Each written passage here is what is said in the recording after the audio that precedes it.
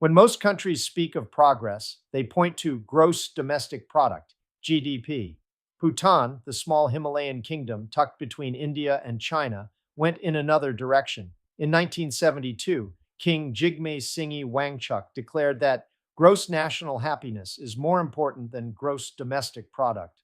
With that bold statement, Bhutan became the only nation in the world to make happiness, not wealth, its guiding star.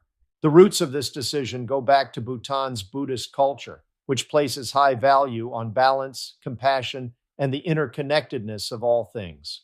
The fourth king recognized that Western models of development often produced material prosperity at the expense of cultural heritage, environmental stewardship, and community cohesion. Bhutan chose a different path. By the early 2000s, this philosophy was formalized into the Gross National Happiness, or GNH Index, a detailed system designed to measure the well being of its citizens in a holistic way. Unlike GDP, which counts goods and services, Bhutan's GNH looks at 9 domains of life that together define human flourishing. 1. Psychological well being, meaning life satisfaction, positive emotions, and spirituality. 2. Health, not only absence of disease, but also access to care and healthy practices. 3. Education measured by literacy, schooling, and lifelong learning. 4. Time use, indicating the balance between work, family, rest, and leisure. 5. Cultural diversity and resilience, meaning the preservation of language, traditions, and festivals. 6. Good governance is measured by the trust in institutions, political participation, and fairness. 7. Community vitality, signified by family bonds, neighborly ties, and social support. 8. Ecological diversity and resilience, meaning environmental quality and sustainability. And 9. Living standards relating to material comfort, income security, and housing. Each domain is broken down into detailed indicators with surveys conducted regularly across the population. Citizens are asked not just about income or jobs, but about whether they feel safe, have time with family, practice meditation, and how satisfied they are with life.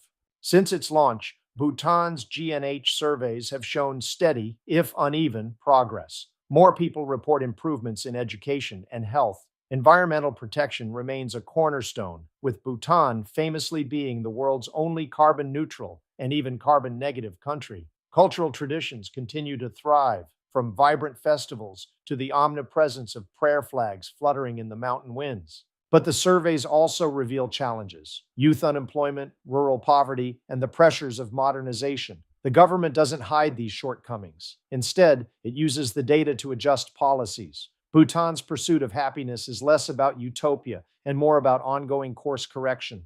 It's one thing to read about Bhutan's Gross National Happiness Index in an academic paper. It's another to walk its roads, climb its trails, and share tea with its people. Traveling there with my son and daughter gave us the rare chance to see whether this philosophy actually lives in the daily rhythm of life. We noticed right away how central community vitality is. In village after village, doors were open. Neighbors greeted one another, and strangers were treated with warmth and curiosity. People seemed to measure success not by possessions, but by their relationships with family, with neighbors, and with the natural world that surrounds them. Ecological resilience was also not an abstract concept. From the clean mountain air to the careful stewardship of forests and rivers, we felt the country's deep respect for the environment. Our guide reminded us that Bhutan has committed to keeping 60% of its land under forest cover forever. That decision alone says much about how they think of happiness, not as quick growth, but as balance across generations. On a personal level, I found myself struck by time use, one of those 9 domains. In the US, time feels perpetually scarce, something to hoard or fight over. In Bhutan, time felt more expansive, as if the day's rhythm allowed for both work and reflection. My children noticed this too.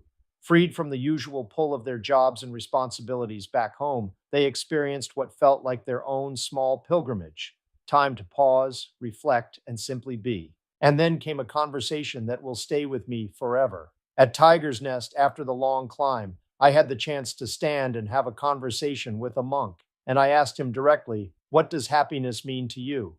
He looked at me directly, paused for a minute, and then answered, "Happiness means inner peace. And from that inner peace, it allows me to give compassion to others."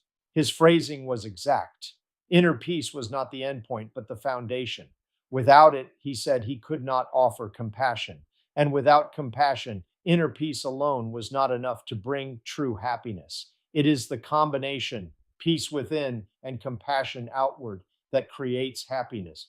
That simple, profound insight was an eye opener for me. It challenged me to think about my own life. I need to focus more intentionally on my inner peace, but I also must remember that it is only when I use that peace to extend compassion to others that I will find the fullness of happiness. If Bhutan teaches anything, it is that happiness is not a permanent state, nor is it guaranteed by wealth. It is cultivated through attention to balance between material and spiritual, between individual and community, between human life and the natural world. Traveling there with my children reminded me that happiness also requires space to reflect, space to connect, and space to notice. We each came away with our own private reflections, but together we shared a glimpse of what it means when an entire nation decides to prioritize joy, well being, and balance over profit alone. For me, the monk's words on what happiness is still echo inner peace, and from that inner peace, the ability to give compassion to others.